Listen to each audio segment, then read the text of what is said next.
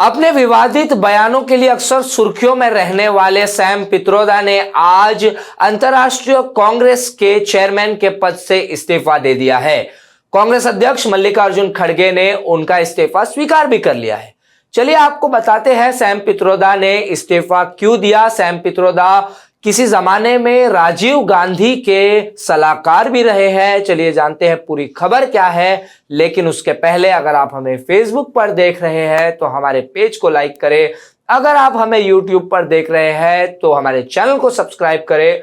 और अगर आप निष्पक्ष पत्रकारिता का समर्थन करना चाहते हैं तो हमारे ऐप HW न्यूज शॉर्ट्स को डाउनलोड करें। इससे हमारी बहुत मदद होगी। अंतर्राष्ट्रीय कांग्रेस के चेयरमैन सैम पित्रोदा के बयान ने एक बार फिर विवाद खड़ा कर दिया है। सैम पित्रोदा ने भारत की विविधता पर बात करते हुए कहा कि भारत में पूर्व के लोग चीनी जैसे लगते हैं तो दक्षिण में लोग अफ्रीकी लगते हैं, वहीं पश्चिम में लोग अरबी लगते हैं और उत्तर भारतीय गोरे लगते हैं। आपको पहले पित्रोदा का पूरा बयान बताते हैं, उसके बाद उस पर प्रधानमंत्री मोदी की और कांग्रेस की प्रतिक्रिया के बारे में भी बताते हैं। अंग्रेजी अखबार द स्टेट्समैन को दिए एक इंटरव्यू में सैम पित्रोदा ने यह बयान दिया।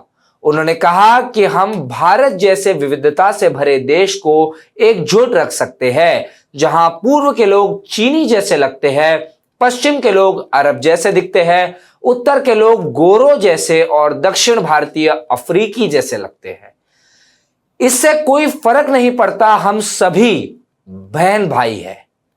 पित्रोदा ने कहा कि भारत में अलग अलग क्षेत्र के लोगों के रीति रिवाज, खान पान, धर्म, भाषा अलग अलग है, लेकिन भारत के लोग एक दूसरे का सम्मान करते हैं।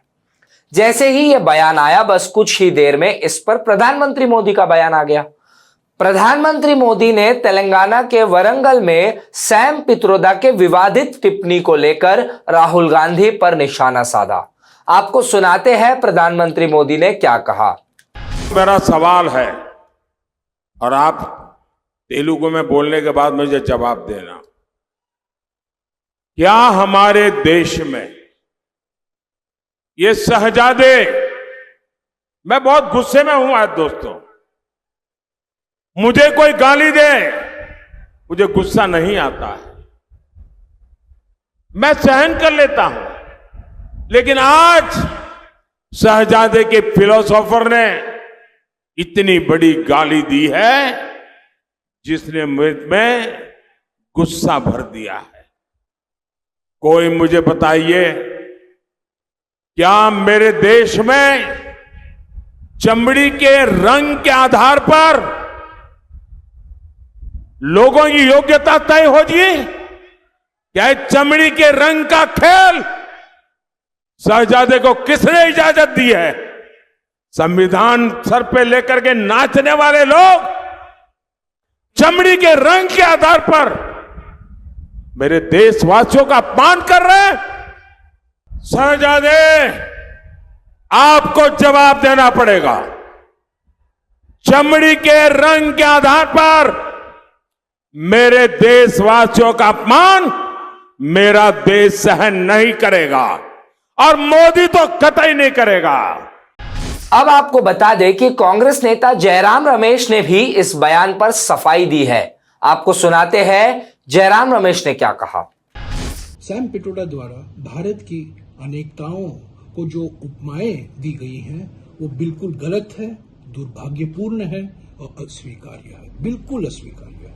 भारतीय राष्ट्रीय कांग्रेस इन उपमाओं से अपने आप को पूर्ण रूप से अलग करती है और इसका खंडन करती है। कुछ ही दिनों पहले सैम पित्रोदा ने विरासत टैक्स को एक अच्छी योजना बताने के बाद सुर्खियों में आए थे। इस बयान के ठीक बाद प्रधानमंत्री मोदी ने कहा कि कांग्रेस लूटना चाहती है, जिंदगी के साथ भी और जिंदगी के बाद भी। आपको बता दें कि कांग्रेस ने तब भी स्पष्ट किया था कि कांग्रेस के घोषणा पत्र में विरासत टैक्स का कोई जिक्र नहीं है। अब बात करते हैं प्रधानमंत्री मोदी के बयान की। प्रधानमंत्री मोदी ने कहा है कि उन्हें गुस्सा आता है जब चमड़ी के रंग के आधार पर देश को बांटा जा रहा है।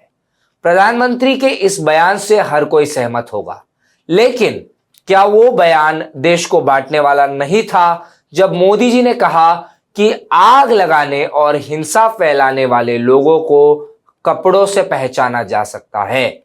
क्या प्रधानमंत्री का वो बयान देश बांटने वाला नहीं था जब उन्होंने कहा कि कांग्रेस उनको संपत्ति बांटना चाहती है जिनके ज्यादा बच्चे हैं, और उसके बाद उन्होंने मुसलमानों को घुसपैठिया भी कहा? क्या यह देश बांटना नहीं हुआ? इस सवाल का जवाब दोस्तों मैं आप पर छोड़ता हूं। इस खबर में बस इतना ही। ऐसी और खबरों के लिए सब्सक्राइब करें HW न्यूज नेटवर्क को। Stay ahead with our cutting-edge news app. Instantly access the latest shorts in just 1 minute and breaking news in just 50 words. Download now for a smarter, faster news experience.